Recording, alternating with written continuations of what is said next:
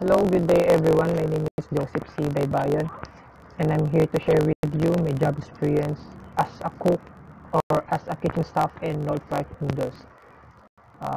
In my presentation today, magbibigay ako ng konting kalaban kung ano ang takbo ng isang kitchen staff sa loob ng kusina. So, learning objectives tayo. First is to know the do's and don'ts inside the kitchen or making foods. Second is to know some Asian cuisine. Third is to know strategies inside the kitchen. And lastly, to know the skills needed for a cook. So, throwback muna tayo about North Park. So, the culinary reporter that North Park offers are recipes perfected over the generations by a family of food lovers. Golden Peking was the first name of the restaurant. The first North Park opened in Pen Street, Binondo, Chinatown in 1988 as a seafood restaurant. Second is located at Caltex Macapagal Avenue, Parañaque City, Philippines. Hindi lang talaga to located sa Parañaque. Maraming branches to sa Pilipinas. Nilagay ko lang yung isang isang lugar kasi itong lugar to yung binanggit ko is dito ako nagtatrabaho. Third is North Park goes beyond the usual Chinese cuisine. It is uniquely Chinoy conducted to Pinoy taste. So malalaman nyo mamaya kung ano yung mga foods nila ng isang kilalang restaurant sa Manila. Skills needed for chef. Chef must attention detail. First is heat control, measuring, portion sizing, precision, presentation, and quality of food. Lahat to dapat meron ka nito as a cook sa loob ng kusina. Second is most known safety food and food regulation. Dapat alam mo yung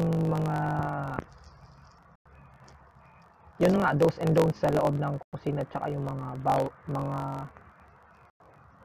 patakaran sa loob talaga ng kusina. Malalaman mo mamaya. Third is cleanliness. Matik yan, alam nyo na yan. Creativity. Sunod is team player. Yun, kailangan. Ito sa team player, kailangan talaga ito sa loob ng kusina kasi kailangan nyo magtulungan dito lalo na pag rush hour talaga. Example lang yun talaga sa inyo yung rush hour kasi as a cook talaga or as a kitchen staff, hindi mo alam kung gaano kabilis yung takbo sa loob ng kusina, tsaka hindi mo alam kung gaano kabilis dumami yung tao sa loob ng isang pagkainan. Pag marunong kang makipagsama sa kasama mo or sa loob ng kusina ng mga kasamahan mo, mabilis lang talaga yung trabaho, walang hinto-hinto, enjoy lang kayo kahit pagod.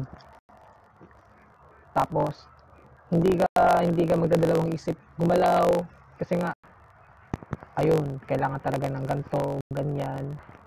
Kailangan mong makasabay sa kanila kasi naiiyak ka talaga pag wala kang ginagawa. Sa susunod is flexible. Yun. Kailangan mo talagang maging multitasking. Or kailangan mong matuto sa lahat ng parte sa loob ng kusina. Hindi lang isang area lang kailangan mong matuto. Dapat lahat.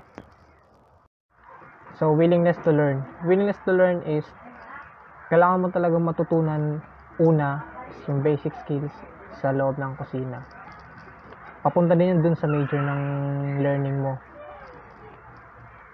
Importante talaga yan lalo na pag alam mong sa sarili mo na kailangan mong matutunan lahat ng yan. Depende yan sa loob ng kusina. Kung sa loob ng kusina pinasukan mo isang area lang, okay na din. Pero pag mas maganda talaga, pag yung pinasukan mo is lahat ng area, pwede mong puntahan. Kasi hindi lang isang area may explore mo talaga lahat ng area sa kusina. Mas maganda, mas marami. And then, multitasking, isa din to sa pinaka-crucial part as a kitchen staff. Kasi, kunyari, talagang napaka-busy talaga ng area nyo. Not all the time, chillax lang kayo dun. lalo na pag rush hour. Pag rush hour talaga, kunyari nasa area ka ng nandun ka sa area ng cook, nandun ka sa, ikaw yung tagaluto ng mga putahe, tapos nandito yung walang gumagawa ng backup, means dun sa mga backup na kailangan gagamitin, lalo na pag nauubusan na kayo ng stocks. So, habang ginagawa mo yung pagluluto mo, pwede mong iwan yun kung talagang kinakailangan. Kailangan talaga marunong ka lang talaga. Lalong-lalo na pag mabilisan tsaka maramihan yung order. Kailangan talaga yung ganyang galawan, lalo na sa loob ng kusina. Next is those inside the kitchens. So, dito tayo sa mga those na. Wear shoes inside the kitchen. So, isa din yan sa basic na kailangan gawin dahil pag pumasok ka ng kusina. Tapos yung gagamitin mong sapatos sa kusina is hindi talaga yung formal na sapatos, yung talagang pang kasal, yung black shoes talaga na may sintas, hindi yung ganun. Kasi yung ginagamit ng mostly sa kusina is rubber shoes talaga. Yung rubber na yung black shoes na rubber na goma, yun yung ginagamit talaga namin. Kasi pag gumamit ka na ibang sapatos, may tendency na talagang madidisgrasya ka kasi madulas talaga yung floor ng isang kusina. Lagi-lagi kasi nililinisan. So, kailangan talaga rubber gamitin mo kasi madikit yung rubber. Secondly is learn how to extinguish a fire. Ito yung pinaka-importanting part sa loob ng kusina, lalo na pag nagka-critical sa loob. Kasi ito yung magiging unang takbuhan nyo pag talagang nagkaroon man ng sunog or ano mang nangyari dun sa kusina. Ito talaga yung unang matatakbuhan. Kailangan marunong kang gumamit. Tuturuan ka talaga sa loob ng kusina paano gamitin ng isang fire extinguisher. Thirdly is learn how to use knives. Lahat naman talaga siguro ng HRM marunong talaga gumamit ng kusina. I mean, hindi kusina, kutsilyo. Kutsilyo kasi ito yung laging hinahawakan. Hindi naman laging hinahawakan. Kumbaga nung nag-aaral pa tayo, syempre meron yan dun kung paano kayo mag-mise en place, kung anong klaseng tad meron kayo, anong klaseng hiwang merong gugustuhin, kung anong klaseng hiwang gagawin. So dito naman, hindi naman pabilisan, pero minsan talaga mabilis ang gagawin dito, lalo na pag kailangan yung isang ingredients. Kunyari, out of stock kayo ng tomato, tapos stock kayo ng diced na onions. Kailangan na kailangan yun pag walang-wala na kayo, mabilisan. Kunya, doon na talaga sa mga pro yun. Practice lang, magiging matututo din tayo pag mabilis ang knives. Dapat basic lang talaga muna. Third is wear safe clothing. Yun, bago ka mag-login sa isang kusina, i-check ng isang supervisor or kung sino may yung head dun sa loob ng kusinang meron kayo. I-check nyo yung kumpleto ba yung gamit nyo. Meron ba kayong apron? Meron ba kayong hairnet? Minsan nga, meron ba kayong face mask? Meron ba kayong, kung may medyas ba kayo? May sapatos ba kayo? Bawal magsapatos ng walang medyas. Bawal yun. Tapos, dapat may bimpo ka, white handkerchief. Yun, gagamitin talaga natin yun. Kasi, pag pinagpawisan tayo, kailangan yun. Kasi tutulo yung pawis natin dun sa pagkain. I-decontaminated na. Patay tayo dun sa customer na makakakain nun. Tsaka sa wear safe clothing, iwas din yun sa mga maiinit. Lalo na yung apron, malaking tulong. Kasi nagtatalsikan yung mga maiinit na tubig, magtatalsikan yung mantika, magtatalsikan yung kung ano magtatalsikan na maiinit na bagay. Isa yung pang-protection, lalo na sa katawan. Sunod is prevent burns as possible.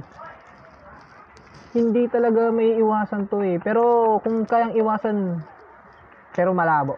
Pero minsan talaga, aksidente talaga eh. Hindi mo talagang kayang iwasan.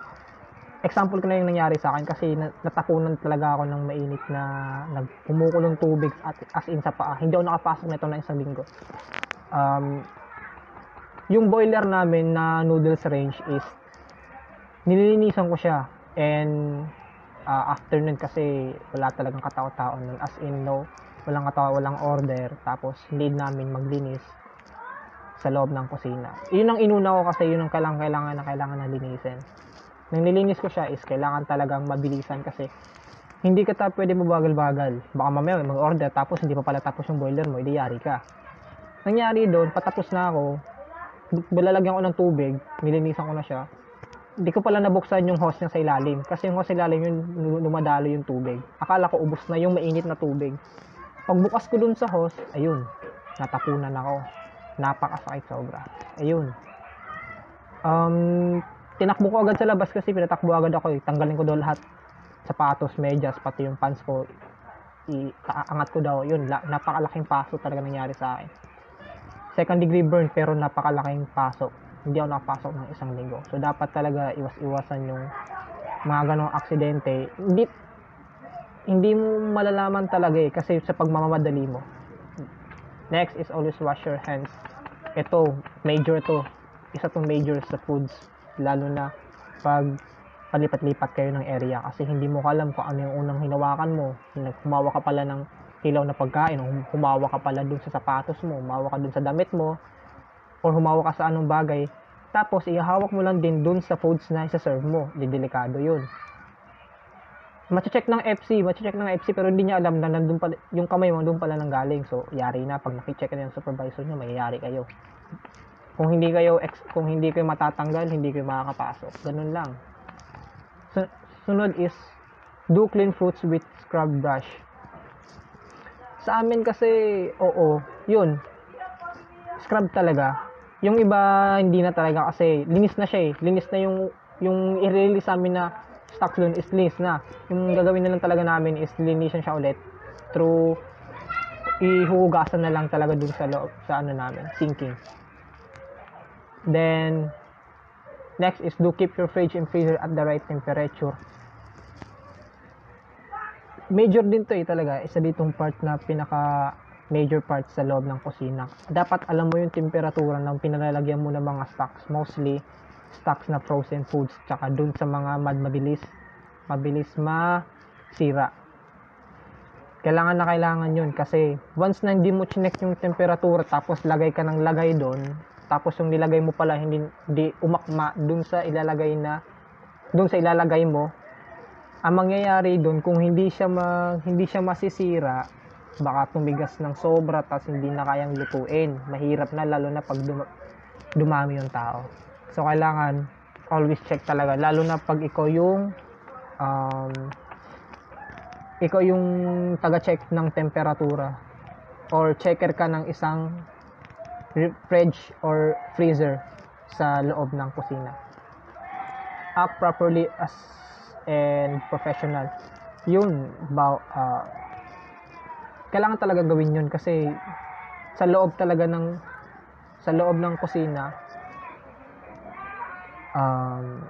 maging professional ka, wag yung pabata-bata ka, wag yung maraming usap, hindi ganun yun, hindi kayo matatapos, wala kayong magagawa nun. Wag kang acting na parang walang di uso yung ganun, iiyak-iyak. Kung papagalitan kayo ng papagalitan kayo ng supervisor nyo, yun talaga yung napakahirap dun kasi minsan talaga napakasakit magsalita. Wag nyo dadamdamin, tagos nyo lang sa tenga nyo, maging professional kayo, wag kayong papalag kasi yun talaga yung pinaka mapait na part is yung pag pinalagan mo yung isa sa mga heads mo, sorry ka pero baka hindi ka na makapasok na bukasan. Tsaka yung as a professional or properly na pag-act is talagang napakalaking points nun, lalo na pag nasa loob ka. Kasi makikita nila, ganito ka pala gumalaw, ganito ka pala makipagsalamuha. Kailangan gawin mo yun para maging the best ka. Or hindi naman sa the best, maging mapakita mo na sa kanila na professional ka, na sinaba ka dito. Next is watch your step. Yun.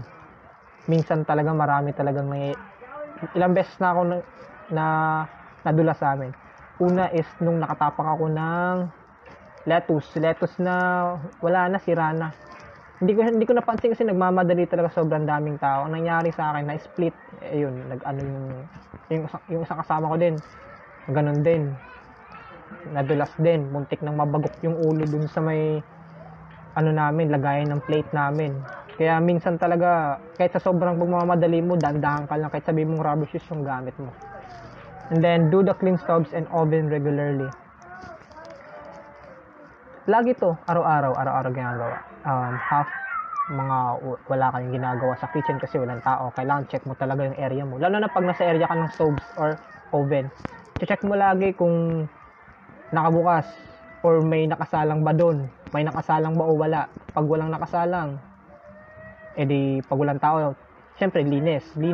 Pero wag kang lilinis agad. Pag alam mo nakasaksak, alam mo na, baka makuryentehan kayo sa loob or baka mainit pa pala yung loob ng stove. Or yung mainit pa pala loob ng oven. Sorry. Sa stoves naman, check nyo lagi, baka mamaya may singaw pala yung stoves nyo. Huwag nyong pababayaan yung area nyo na laging may mali kasi responsible kayo pag may nangyari sa loob ng kusina o dun sa area nyo. Next is don'ts inside the kitchen.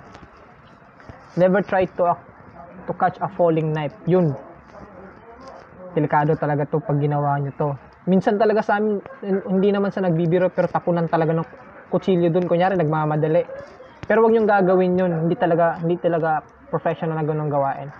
Pag ginawang sa inyo, wag nyong sasaluhin. Dapat umilag na kayo kasi hindi nyo alam kung gano'n katulis yung kitchen knife sa loob ng kusina. Talagang kaya nyong humiwa kahit konting daplis lang. Lalo na pag panggamit sa mga panghiwa ng mga ingredients. Sunod is never serve a dish before you taste. Ayun, bawal na bawal yun kasi hindi mo responsible na tumikim ng ginawa mong pagkain. Ikaw yung unang tumikim tapos sunod na yung yung nag-umorder. Dapat yung titikim yan, may nakabukod. Bukod na yan. Ibubukod mo yung order, tapos yung ginawa mo, magbibigay ka ng onti, titikman niya ng FC. Kung yung FC nyo tumitikim talaga, titikman yan. Tsaka yung supervisor nyo, kasi supervisor talaga yung tumitikim sa amin. Huwag nyo sa-serve talaga ng kayo unang tumikim, kasi napakalaking mali nun. Sunod is don't scrap your knife against a cutting board to move food or eat. So, ayun. Next is don't use the cutting board for raw meat, fruits, and vegetable. Bawal na bawal din sa amin yan kasi yan din yung magiging cause ng pag-cross-contaminate sa isang pagkain. Sa foods, dapat dun talaga sa fruits and vegetable, iba-iba yan Sa fruits, iba yan. Sa vegetable, iba yan. Sa raw meat, iba din yan. Iba-iba yan. May area kayo dyan. Dapat ang gagawin nyo, dun sa area kung dun ka malalagay, dapat ready na yung mga cutting board nyo. Iba-ibang cutting board yan. So, dapat maging alerto kayo. Huwag kayong paiba-iba. Huwag kayong gagamit ng, kunyari, doon kayo nag-cut sa raw meat, tapos kakamadali nyo, yung fruits doon nyo na rin kinatbawag yun. Kasi pag nahuli din kayo ng supervisor nyo ulit, isa na rin yun sa penalty na mangyayari. Next is showing up late for your chef. Minsan hindi may iwasan yung late ka kasi baka may emergency kayo sa bahay, pero wag yung lalagiin kasi isa din to sa mga chine-check, lalo na sa manager kasi lahat talaga ng staff niya chine-check niya yung oras kung late ba or sakto sa oras pumasok. Tapos sa break, ganun din, bawal ka ring late. Hindi ka na makakapag-rason dito kasi break mo 1 hour lang Sa tinatrabahuan ko, minsan 2 hours break namin. 2 hours break, 1 hour break. Kasi, yung oras kasi namin, minsan extend. Minsan talaga bibigyan ka ng 2 hours para na-extend pa yung duty mo. 2 hours kang pabibreakin nila. Kunyari, yung out mo is 8, magiging 9 na. Kasi, pukpukan tawag sa amin. Yung talagang madamihan yung tao, rush hour talaga, kailangan nila ng staff. Next is don't use cellphone on the line. Hindi kami makakapaggamit ng cellphone doon. Mahirap gumamit ng cellphone doon. Makakagamit ka ng cellphone siguro pag break mo na. Sinusurrender kasi lahat ng gamit, lalo na pag staff ka ng isang restaurant. lahat ng gamit mo doon, mapera, cellphone, wallet, lahat ng dala mo, isi-surrender mo doon sa security. Kasi merong mga locker doon eh. Lahat doon, tapos ililista, i-check yun. Magbibigay ka ng listahan, i-check yun, pipirmahan ng security kung ano nilagay mo doon. Hindi ka talaga makakagamit lahat ng gamit, mostly cellphone sa loob ng, or on duty ka, hindi. Next is, let your floor and station dirty. Ito yung pinaka ayaw talaga ng isa sa mga supervisor manager na once na matapos yung duty mo is iiwan mo yung area mo na madumi. Napakabawal talaga nito. Ito yung pinaka sabihin na natin pinaka mahigpit sa loob ng kitchen pag nangyari to sa inyo. Kunyari yung kapalit nyo is umalis na tapos hindi niya natapos yung area niya. Kahit hindi mo siya i-report, makikita rin yan kasi may CCTV or merong supervisor na mag-check bago kayo umuwi. I-check nyo talaga lahat yan. Kung gaano kalinis yung area mo. Kasi may papalit na papalit dyan. Dapat kompleto yan. May backup na kayo, may backup na gagawin, linis yung area nyo. Lahat ng ginagamit na utensils or mga ginagamit sa loob na kusina, dapat check na yan, malinis na yan. Para sa susunod na gagamit, hindi na mahihirapan. Next is leaving your station on stock at the end of your shift. Yun. Huwag kang aalis pag alam mong yung area mo hindi pa tapos. Kasi pag umalis ka sa area mo na hindi pa tapos, tapos marami pa pala kayong order na ginagawa, talagang hirap gawin, lalo na kung sino yung katabi mo. Yun talaga yung nakakatawa na part doon. Kunyari, iniwan mo yung part mo o yung area mo, tapos yung may katabi ka doon, o yung next na station mo is siya yung nakakita na doon sa area mo may gagawin pa. Doon papasok yung pagiging multitasking. Yun dapat yung maging isa sa mga iisipin mo na pag umalis ka sa area mo hindi tapos, kahit hindi pa uwian or hindi pa talaga out ng duty mo, talagang maawa ka dun sa katabi or dun sa mga pwedeng gumawa ng area mo. So next is leaving your station unstuck in the end of your shift. Kailangan to pag shift papasok ka ng area. I mean dun sa papalitan mo, kailangan talaga bigyan kanya ng backup. Hindi yung iiwan kanya ng walang backup or unstuck talaga. Napakahirap gumawa ng production, lalo na pag wala yung backup.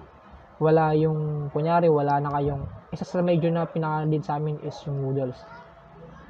Dun sa baba ng may ref kami dun nilalagay yung mga noodles namin. Dapat talaga yung chef na papalit dun is papalitan nila or magre-refill sila ng noodles para sa susunod na duty ng isang papasok is hindi na siya maghanap or hindi na siya matataranta once na dumami yung tao.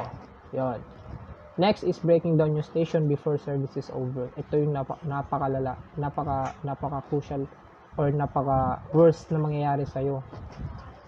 Pag iniwan mo kasi yung isang area mo na alam mo pang hindi pa tapos, baka nga matanggal ka pa or baka suspended ka ng ilang linggo. Kasi sa isang production, kailangan, lalo na pag marami yung tao, hindi mo talaga pwedeng iwan. Dadaming order niyan. Naalala ko nung Pasko, talagang maramihan yung order. Papasok yung order, padami yung order nyo, padami yung gagawin nyo, tapos iiwan mo lang. Napakalaki talagang mali nun. Once na mangyari yun, mati-check kayo, makikita kayo ng supervisor nyo ba't wala kayo sa area nyo.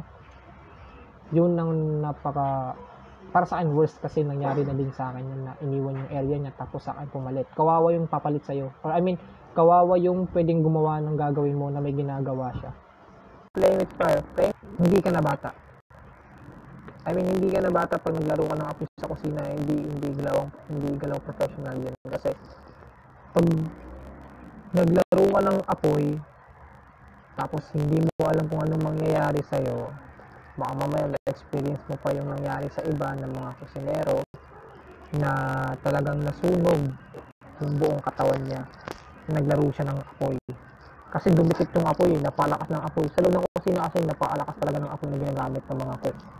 Tapos dumikit dun sa apron niya hanggang sa talagang kumalat agad. Kasi ano siya nun eh, nababad siya dun eh. Talagang hindi na iwasan yung bilis agad ng kalat. Tapos hindi na siya nakatakbo agad kasi nasanggi siya eh. Kaya iiwasan niya talaga yung paglalaro ng apoy sa loob ng kusina. Napakadelikado niyan. Next is don't touch your eyes or any part of the body after using or after touching hot chili peppers. Wag ka din yung maglalaro lalo na pag ikaw yung naghihiwa ng chili peppers kasi hindi lang sa chili peppers, lalo na sa mga sauces na gagamitin sa mga kunyari sausawan sa peppers. Hot chili peppers na sausawan, chili sauce, yun. Yung iba kasi doon, hindi mo alam, dumikit sa kamay mo, kakamadali mo, pagsalang mo doon, may dumikit pala doon sa kamay mo, may natapon. Hindi mo may iwasan na magmadali kasi nga, sa sobrang daming tao, yun, kinus mo sa mata mo, hindi mo na mamumukaan kung gaano kasakit. Hindi mo expect na ganun pala kasakit talaga. Parang gusto mo nang ilubog yung buong mukha mo sa malamig na yelo. Kaya wag mong gagawin yun. Next is never use the same spoon or spatula when tasting and stirring the food. Sa food and drinks, yun talaga. Sa drinks kasi sa labas namin, bar na namin gagawin yun. Dun sa foods naman, iba-iba talaga ginagamit na spoon. Lalo na pag yung supervisor namin check ng pagkain, iba-iba talaga yun.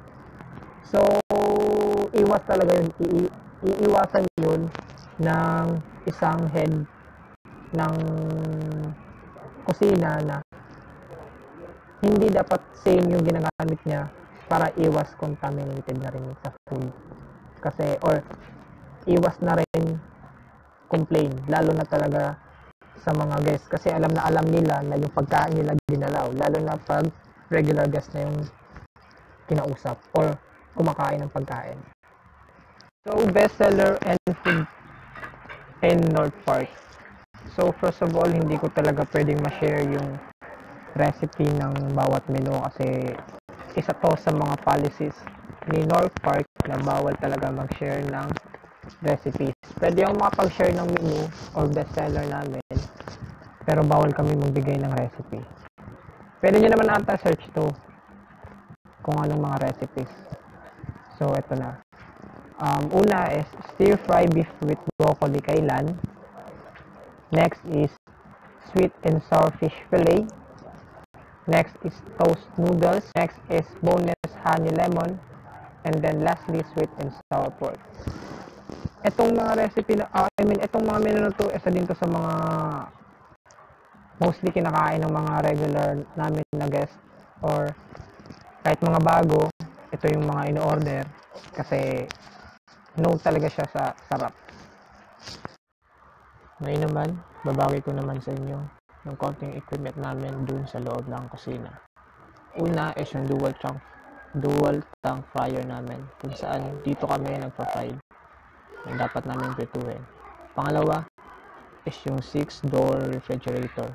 Dito namin i-stock yung raw meat namin, yung dessert, yung mga vegetables, tsaka yung fruits namin para ma-preserve. Next naman is yung Russian combi oven 3 tray. Yung sa amin kasi hindi lang 3 tray ginagamit namin kundi 5 tray. Dito namin sinasalang yung lulutuin namin bigas o yung mga iniinit namin ng mga pagkain. Next is yung noodles range namin. Dito kami nagluluto ng mga noodles. Like for example, dito namin yung half cook yung mga pagkain like wonton, then chicken balls na ginagamit namin for serving noodles. So, in the next slide is the topic natin is magbibigay ako ng Asian cuisine na kung saan not for only Philippines pero sakop siya ng Asian foods. So, first is magbibigay ako ng ingredients sa mga foods na sasabihin ko. First is spicy shoyu ramen. Next is mehemen. Makikita nyo na lang dun sa slides yung mga recipes tsaka yung ingredients. Third is Cambodian chicken and rice soup with shrimp. And lastly, Vietnamese fresh spring rolls.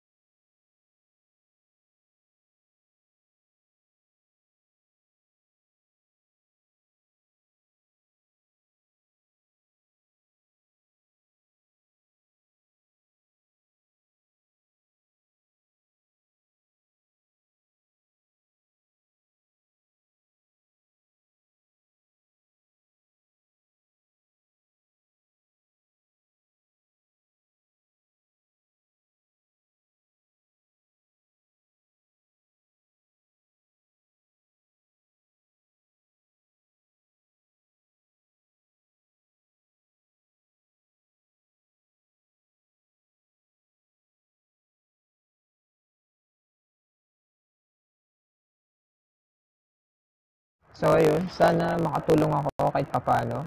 Sana hindi man lang boring o hindi kasi ako sanay umarap ng camera. Pero I hope na may napulot kayo kahit konting na information. So mag-iiwan lang ako ng konting saying na forget the mistake, remember the lesson. Magandang araw sa inyong lahat.